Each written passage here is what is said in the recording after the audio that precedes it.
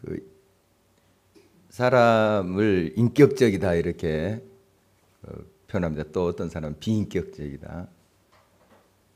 그 인격이 있나 봐요. 인격이. 그게 뭘까요? 인격적이다 하는 그 말이 어떤 표현일까요? 좀 사람 됨됨이가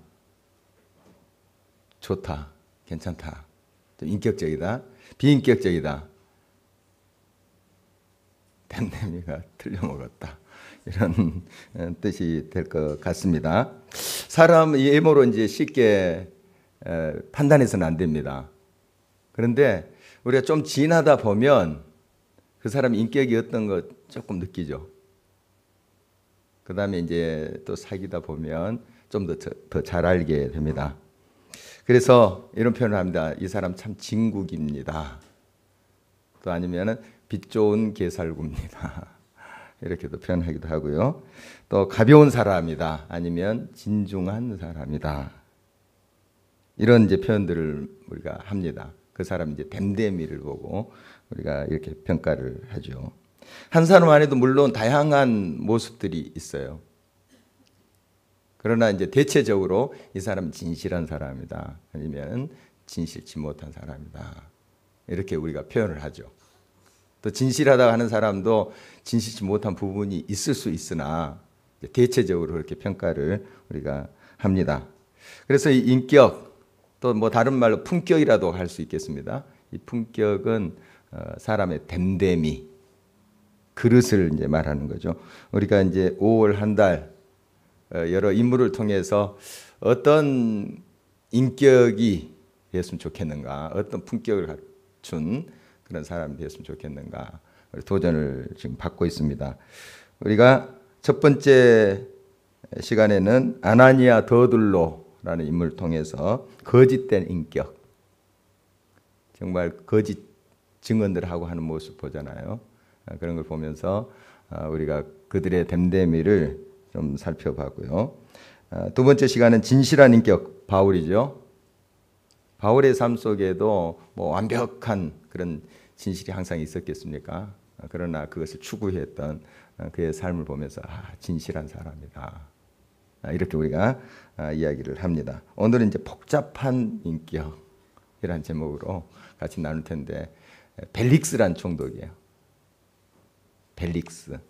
총독인데 그 자리에 있으면 좀 그 자리에 걸맞는 됨됨이가 돼야 되잖아요. 인격, 품격이 있어야 되잖아요. 그런데 그렇지 못했어요. 그 자리에 맞는 그릇이 안 된 것이죠. 그를 이제 오늘 반면 교사로 삼아서 우리가 자리에만 올라가려고 하지 말고 거기에 맞는 됨됨이, 인격, 이것을 갖추는 사람이 되었으면 하는 바람입니다. 먼저 이제 벨릭스를 쭉 우리가 살펴볼 텐데, 그는 복음에 대해서 어느 정도 알고 있었던 것으로 보여요. 22절 다시 한번 볼까요? 22절 말씀 같이 한번 읽겠습니다. 벨릭스가 이 도에 관한 것을 더 자세히 아는 고로 연기하여 이르되 천부장 루시아가 내려오거든 너희를 처결하리라 하고. 그동안 어떤 일이 있었냐 하면, 바울이 제3차 전도여행을 마치고 예루살렘에 와서 또 굉장히 어려움을 당하죠. 그래서 유대인들이 막 죽이려고 성 밖으로 끌어가고 막 이런 일들이 있었어요. 그래서 사내들인, 그러니까 유대인들의 공회 앞에서 또 자기가 어떻게 예수를 만났는가, 그걸 통해서 또 복음을 증거하고 하는 모습 봤습니다. 그리고 또 천부장 앞에서 또 예수 그리스도의 복음에 대한 이야기를 하고, 이런 이제 과정들을 보면서 혐의가 없다는 게 그대로 드러났어요.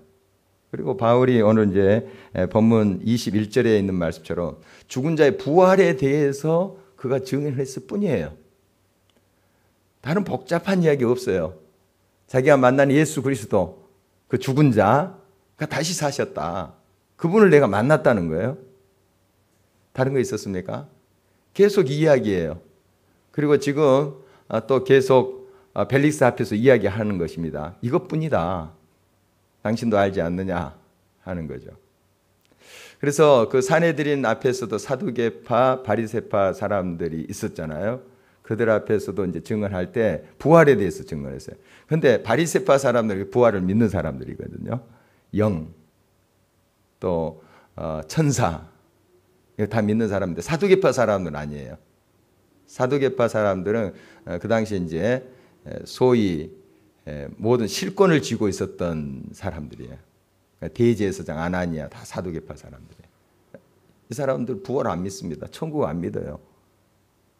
또 영 안 믿으면 천사 안 믿어요. 뭐 지금 잘 누리고 잘 살고 있는데 안 믿습니다. 그래서 이제 부활에 대해서 증언하니까 이 사두개파 그다음에 바리새파 사람들이 바울 죽이려고 이제 모여들었는데 부활에 대한 이제 논쟁이 불거지자 두 파가 막 싸움하는 거예요. 그래서 이제 천부장이 그가 찢겨질까봐 이렇게 구출해낸 사건들 또 우리가 살펴보았습니다. 그러니까 바울이 지금 증언하고 있는 것은 이 부활, 예수 그리스도께서 죽으셨다, 살아나셨다. 이거에 뭐가 있습니까, 지금? 다른 것 없어요. 자기들도 알고 있어요. 그런데 어떻게든 그 혐의를 뒤집어 써가지고 죽이려고 하는 생각을 하는 거죠. 벨릭스 모르겠습니까? 총독 모르겠어요? 다 파악하고 있어요. 그리고 지금 천부장, 그러니까 지금 가이사라가 총독 관저가 있는 곳인데 지금 지중해 해변 그쪽이에요. 관저가 있는 곳인데 지금 그곳으로 지금 바울이 이송되어 왔어요. 저기 예루살렘 있다가 예루살렘에 누가 파견돼 있냐면 천부장이 파견돼 있어요. 천부장이 이렇게 그 유다 백성들이 그 바울을 죽이려고 하는 현장에 다 있어봤잖아요. 다 보니까 이 사람 혐의가 없는 거예요. 뭐 다른 무슨 폭력을 썼다가 다른 사람 죽였다거나 뭐 뇌물 받아 먹었다거나 그런 것이 전혀 없는 거죠. 없고 그냥 부활, 예수 그리스도께서 죽으셨다 살아나셨다. 그래서 그가 편지를 쓰지 않습니까? 이 470명 군인을 이렇게 붙여가지고 예루살렘에서 가이사랴까지 이제 그 후송할 때 편지를 총독한테 써서 보내요. 그 편지 내용이 성경에 기록되어 있잖아요. 거기 보니까 혐의 없다는 거예요. 이 사람 죄 없습니다 이런 뜻이에요. 아무리 살펴봐도 이 사람이 무슨 폭력을 쓰거나 뭐 폭탄을 제조하거나 뭐 다른 사람을 그냥 죽이거나 소위 그런 것이 없다는 거예요. 그런 내용이에요. 그리고 이 벨릭스 총독도 이렇게 들어보면 알잖아요. 이 사람 어떤 폭력적이지 않고 또 악한 어떤 죄를 범한 것도 아니고 다 알고 있어요. 그리고 복음에 대해서 이미 알고 있다고 오늘 성경 이야기하잖아요. 이 도에 관한 것을 더 자세히 아는 거로 벌써 들었어요. 바울이 오기 전에 이 복음에 대해서 들었다는 거예요.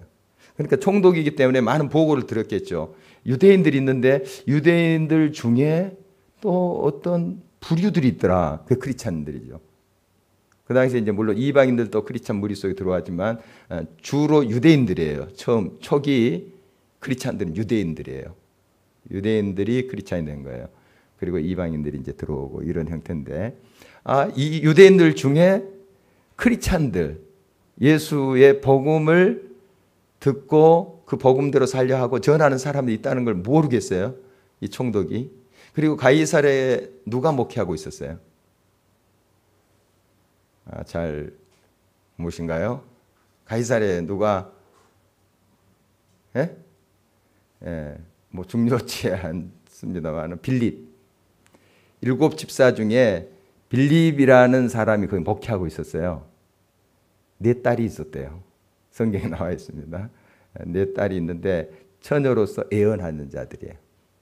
그러니까 가이사랴 지금이야 이제 큰 도시를 이루고 있지만 그 당시에 물론 도시죠, 성이죠. 성이지만은 그렇게 뭐 지금처럼 인구가 밀집되어 있지 않았어요.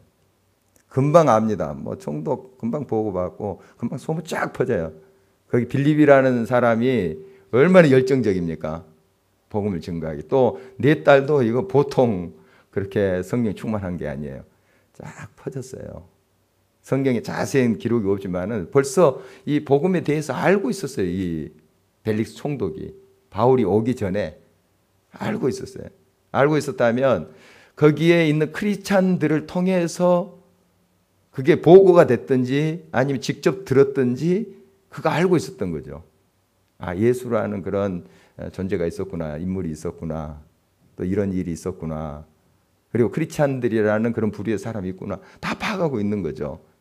그런데 딱 보니까 유대인들 다양한 이제 파들이 있죠. 그런데 과격 유대인들이 있어요. 소위 저항하고 자객을 보내서 또 로마 권력자들 죽게 하고 하는 그런 과격 유대인들이 있었어요. 그러나 이 크리스찬들 보니까 크리스찬들 폭력이 없어요. 지내보면 알잖아요. 1년, 2년 이렇게 총독 생활을 해보면 알잖아요. 크리스찬들이 누굴 죽였다?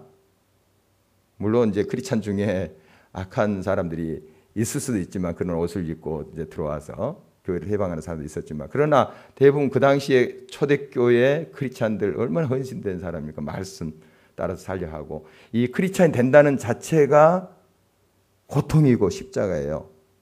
그러니까 로마의 권력 밑에서도 불이익을 당해야 되고 동족인 유대인 사이에서도 어려움을 당하는 사람이 이 크리스찬들이에요.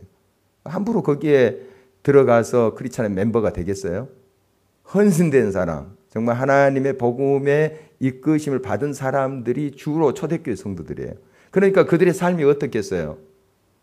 요즘처럼 우리 크리스찬들 또 이렇게 잘못 행하고 또 사회 지탄을 받고 그런 모습이 아니에요. 정말 하나님의 복음의 말씀에 그대로 살고 핍박과 어려움 속에서도 그 신앙의 순수성을 지켜갔던 그런 사람들. 모르겠습니까? 이 벨릭스 총독이. 알죠? 야, 정말 대단한 사람들이다. 대단한 사람입니다. 한번 살펴봤지 않겠습니까? 그런 부류의 사람들, 크리스천이라는 그리스도인 예수를 따르는 사람들, 저 사람들이 어떤 사상을 갖고 있고 어떻게 생활을 하고 있고 파악이 안 됐겠어요? 다 보고가 들어오죠. 눈여겨봤을 거예요. 아, 안심해도 좋겠구나. 저 사람들 그냥 종교적인 문제로 자기 동족 유대인들에게 그렇게 또 비난을 받고 하는 그런 사람들이구나. 어떤 로마 권력에 대해서 폭력을 행사하는 그런 부류의 사람 아니구나. 다 알고 있었던 거죠. 그러니까 이 보고를 통해서 아니면 직접 만날 수도 있고요. 자세한 건 우리가 알 수 없습니다. 그러나 알았다는 거예요. 이 복음에 대해서 이 벨릭스가 이미 알고 있었다는 거예요. 그래서 바로 이 크리스찬들에 대한 이해를 그가 이미 가지고 있었고 그들이 바로 어떤 사회적인 그런 이협적인 존재가 아니다는 것을 파악하고 있었던 것이죠. 그래서 이제 지금 유대인들 중에 그 대제사장 아나니아랑 그리고 더둘로라는 그 변사 말쟁이 사람 데리고 가서 막 그 거짓 증언했던 거 우리 봤잖아요. 그 사람들 때문에 일단 바울을 계속 구리해 두는 거예요. 풀어줘야 돼요. 사실 풀어줘야 돼요. 법에도 저촉되지 않고 사실 혐의 없는 거 너무 분명한데 그런 사람들 괜히 막 들고 일어나가지고 막 복잡하게 하고 싶지 않은 거예요. 그리고 구리해놔도 이 사람들 뭐 그 위험한 존재도 아니고 그래서 계속 구리해 놓은 것이고 또 이제 천부장 루시어가 오면 다시 이제 신문하리라 하고 구리해 놓는 거예요. 그런데 천부장이 와도 달라질 게 없어요. 천부장이 뭐 어떤 다른 이야기 하겠습니까? 편지도 이렇게 썼는데 달라질 게 없어요. 그러나 이 사람 이제 비겁하게 그렇게 이 바울을 구리해 두고 있는 것을 보게 됩니다. 그런데 이제 이렇게 가둬뒀지만은 굉장히 느슨하게 그를 구리하고 있는 모습을 보게 됩니다. 23절 한번 볼까요? 함께 읽겠습니다. 백부장에게 명하여 바울을 지키되 자유를 주고 그의 친구들이 그를 돌봐주는 것을 금하지 말라 하니라. 위협적인 존재가 아닌 것을 알고 지금 이것 자체가 혐의가 없다는 걸 인정하는 거예요. 도주할 위험이 전혀 없는 거예요. 그런 사람. 그래서 느슨하게 이제 구를 하고 거기에 있는 이제 여러 친구들이라 했는데 아마 빌립도 가서 이렇게 교제했을 것으로 봐요. 왜냐하면 제3차 전도여행 때 예루살렘 오기 전에 이 가이사랴 들리거든요. 그리고 이 빌립의 집에서 며칠 묵어요. 이 바울이. 거기에 이제 네 딸도 만나고 또 거기에서 또 예언도 듣고 해요. 다 알고 있습니다. 그런데 바울이 그 가이사랴 같은 동네인데 거기 와서 지금 총독 관저에 있는 그런 감옥에 있다고 하는데 빌립이 가만히 있겠어요? 다 찾아오죠. 또 자유롭게 만날 수 있도록 면회할 수도 지금 해주는데 다 가이사랴 교회에 있는 빌립뿐만 아니라 성도들이 와서 들락날락 할 수 있게끔 다 해준 거예요. 그리고 바울의 동역자들도 같이 이제 가이사랴에 머문 것으로 보여집니다. 자, 이렇게 해주는 것은 어떤 의미인가? 이제 구류는 유대인들의 눈치 보는 것이고요. 26절 보면은 저희가 드러나고 있어요. 26절. 왜 이렇게 자유롭게 친구들이 왕래하게 해주는가? 한번 볼까요? 26절 읽겠습니다. 동시에 또 바울에게서 돈을 받을까 바라는 거로 더 자주 불러 같이 이야기하더라. 이 사람 탐욕적인 사람이에요. 굉장히 머리 복잡하게 굴리는 사람이에요. 삶에 이게 정리가 안 된 사람이에요. 막 헝클어져 있는 사람, 이 펠릭스. 그러니까 좀 총독답게, 지도자답게 그 이치에서 품격을 갖춰야 되는데 이 돈에 밝은 사람이에요. 이 당시 이제 율리아 법이 있습니다. 로마 법인데요. 율리아 법이라는 것이 있는데 거기에 이 공직에 있는 사람들이 뇌물 받아 먹으면 공직 박탈돼요. 뭐 지금도 마찬가지죠. 그 법이 다 있어요. 법이 있어요. 그런데 이런 사람들 이 법을 얼마나 잘 피해가는지 몰라요. 법망 잘 피해갑니다. 교묘하게 딱 그 선에서 이 사람 총독이라면 로마의 녹을 먹어도 잘 먹고 잘 살아요. 총독이니까 정말 대단한 이치 아닙니까? 그래서 맛있는 거 먹고 자식들 다 교육시키고 뭐 휴가 즐기고 할 수 있는 사람 아닙니까? 이 높은 자리에 있는 양반인데 그런데 그 뇌물 받아 먹으려고. 인간의 욕심이 한이 없는 것 같아요. 생활이 이렇게 정리되지 않으니까 인격이 그렇게 정리되지 않으니까 욕심, 탐욕으로 계속 그를 채우고 있는 모습을 보게 됩니다.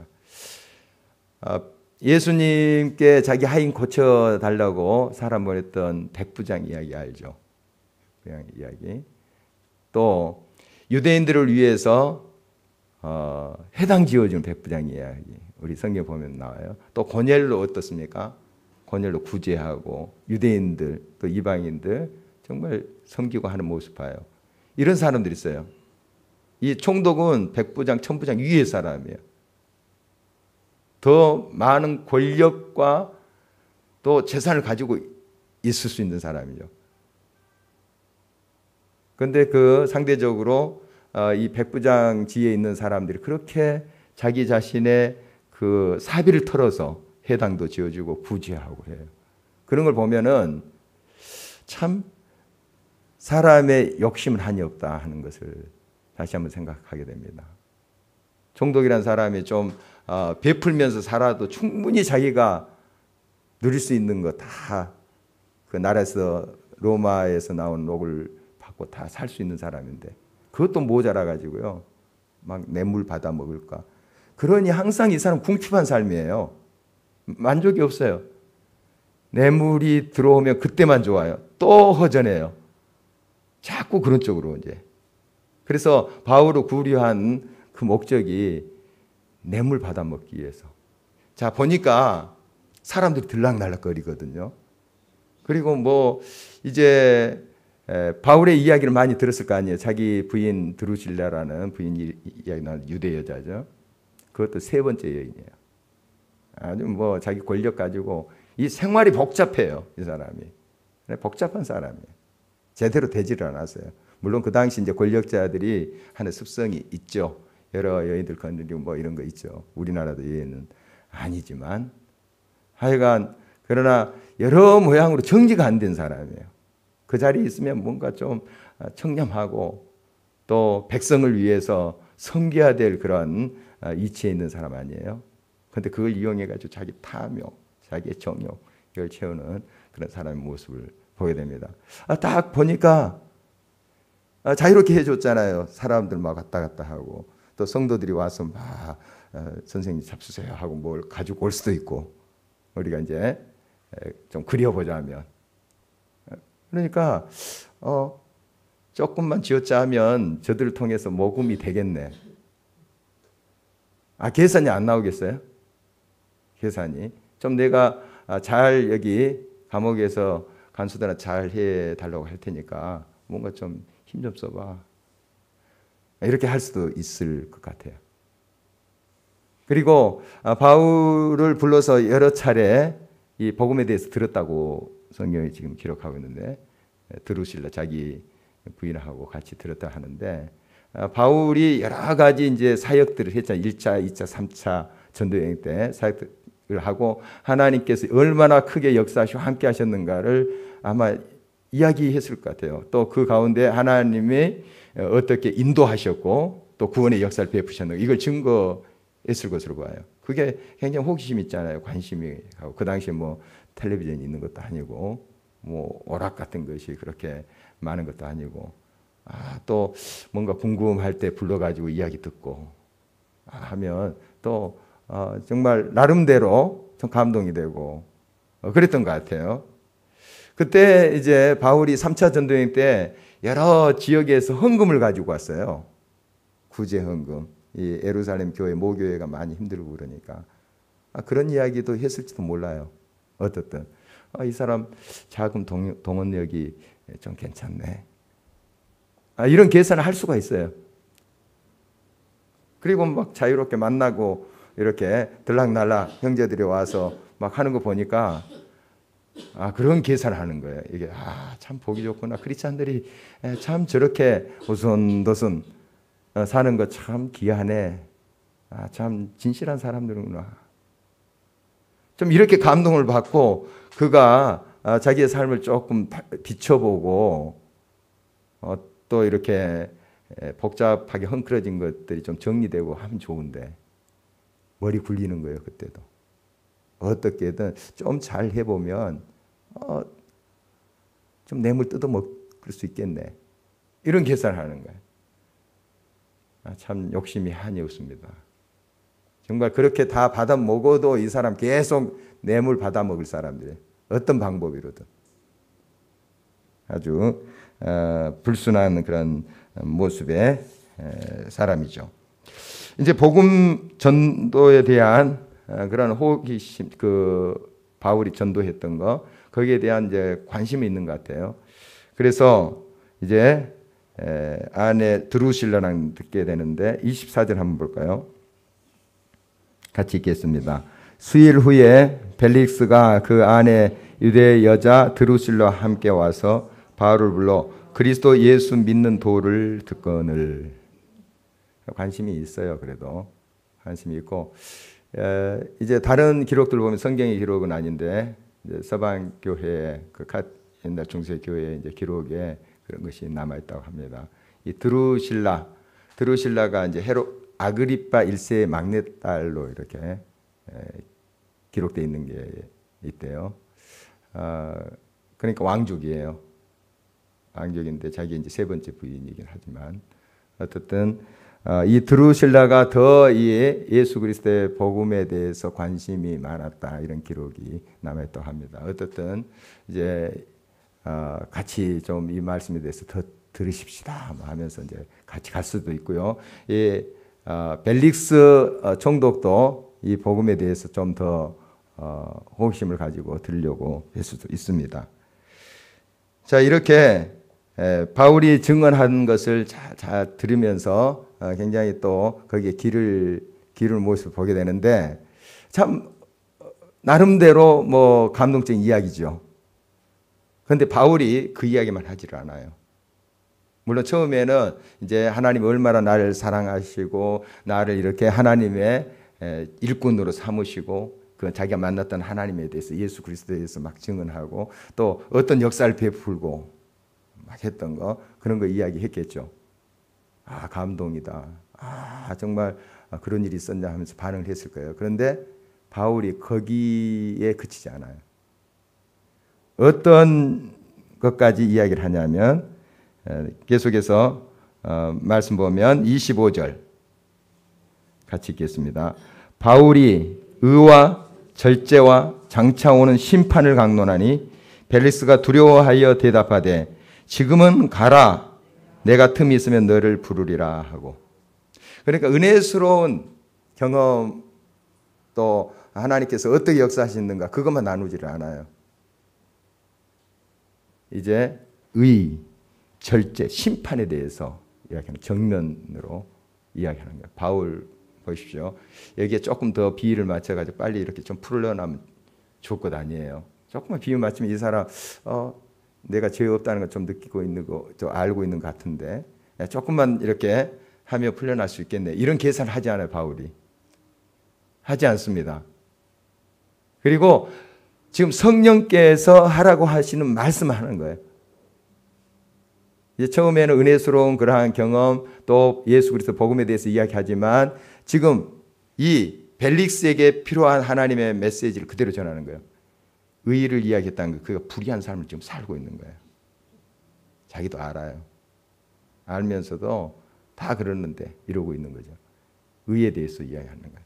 절제. 지금 벌써 결혼 생활도 또 그런 어떤 생활적인 면에서도 절제가 안 되는 거예요. 자꾸 자기의 정욕과 탐욕대로 사는 거예요. 심판. 결국 하나님께로 온전히 돌아오지 않으면 심판이 있다.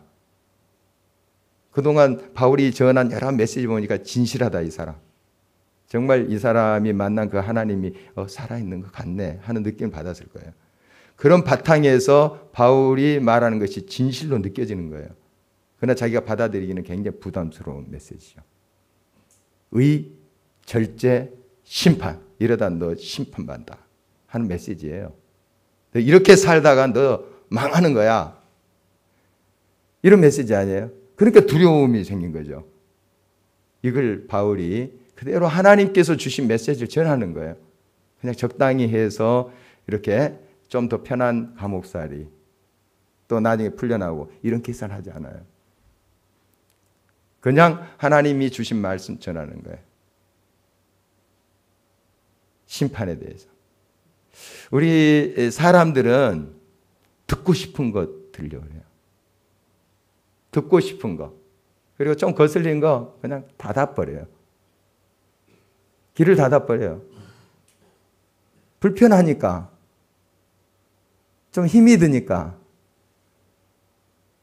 닫아버려요. 이 벨리스만 그런 게 아니에요. 우리도 한번 살펴보면 이런 것이 있어요. 은혜스럽고 막 감동이 되고 참 나를 위로해 주고 평안을 주는 말씀. 아멘 할렐루야. 얼마나 좋습니까? 그런데 찌르는 말씀, 의, 절제, 심판에 대해서 하신 말씀 별로 듣고 싶지 않아요. 불편해요. 나 이렇게 고생하고 힘들게 살았는데 또 교회 와서 이런 소리 들어. 좀 위로해 주고 또 계속 감싸주고 감동해 시켜주고 좀 그래야지. 물론 그런 하나님의 메시지 있어요. 우리 주님의 그 말씀이 얼마나 우리를 위로하십니까? 또 힘을 주시고. 그러나 때로는 정말 의, 절제, 심판에 대한 말씀 우리가 받아들여야 돼요. 듣고 싶은 것만 들으려고 해서는 안 됩니다. 정말 이런 말씀을 바로 들어야지 우리의 잘못된 부분들이 고쳐져요. 그리고 바르게 돼서 결국 우리한테 좋은 거죠. 지금 벨릭스에게 기회가 주어진 거예요. 이 의, 절제, 심판에 대해서 메시지를 바울이 증거할 때 그렇구나. 내가 불의한 지금 삶을 살고 있구나. 복잡하고 흠끄러진 그런 삶을 내가 살고 있구나. 찔림이 오겠죠. 찔림이 오니까 두려움도 느꼈죠. 그걸 회개의 자리로 나아가는 기회를 삼아야 되는데 딱 닫아버린 거예요. 그래서 하고 그 자리를 이제 피하는 것이죠. 그 두려움도 잠깐이에요. 두려움도 좀 시간 지나면 좀 궁금한데 바울 이야기 좀 들어볼까? 또 부르는 거예요. 그런 모습. 여러분 우리의 삶에 항상 주의 말씀을 귀 기울 때 겸손함이 있어야 됩니다. 때로는 찌르는 말씀, 좀 불편한 말씀, 그것도 우리가 들을 수 있어야 됩니다. 듣고 그 말씀 비춰서 우리가 바로 세워져 가야 돼요. 그게 사는 길이에요. 그게 복을 받는 길인 것이죠. 이제 이 벨릭스 보면 바울을 이제 불위해 놨어요. 그리고 큰 뭐 문제를 일으키지도 않아요, 바울이. 이 시간이 2년이 지난 거예요. 이태. 2년이 그냥 지나가 버린 거예요.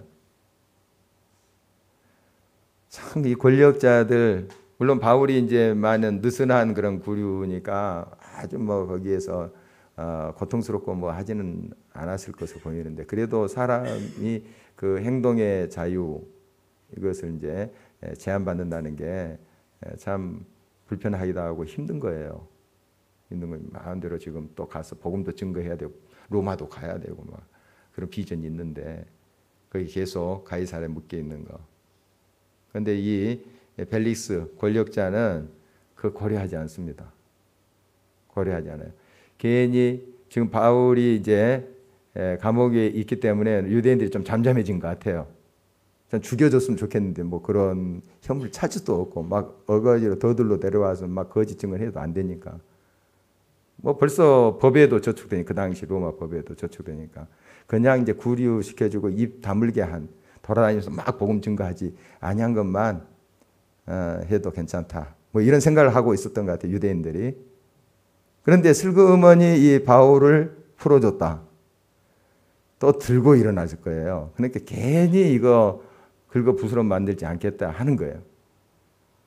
그러면서 불의에 계속 그가 가담하고 있는 거죠. 지금 벨릭스가 불의하다는 걸 자기도 알지만 그 눈치 보면서 그렇게 하고 있는 거예요. 얼마나 바르지 못한 그런 사람입니까? 그의 댐데미가 정리되지 않은 그런 모습 떠올랐어요. 그래서 이제 오늘 말씀 본문 복잡한 인격 이렇게 좀 해봤는데요. 우리의 삶이 정말 정리됐으면 좋겠어요. 정리되고 정의의 진리 가운데 바로 정리된 그런 삶 됐으면 좋겠고, 복잡하게 머리를 굴려서 자기 이득을 챙기려 하고 탐욕을 채우려 하고 지금 있는 것으로 만족하고 감사할 수 있는데 더 욕심 부리다가 오히려 그 욕심 때문에 발목 잡히고 무너지고 고통 속에 스스로 들어가고 하는 예들이 얼마나 많습니까? 또 그러한 자기의 정욕 때문에 결혼 생활이라 이렇게 또 이런 삶에 있어서 정리가 안 되고 이런 인격, 정말 세상에 뭐 성공했다고 볼 수 있겠으면 총독이라 하면, 그러나 결국 망한 인생 아니겠습니까? 그런 삶의 향기가 어디 있겠습니까? 우리 진정한 하나님의 진리의 말씀에 서 있는, 하나님의 말씀에 따라서 바로 서가는 우리 인격들, 품격을 갖추는 신앙인들 되기를 우리가 간절히 바랍니다. 기도하시겠습니다.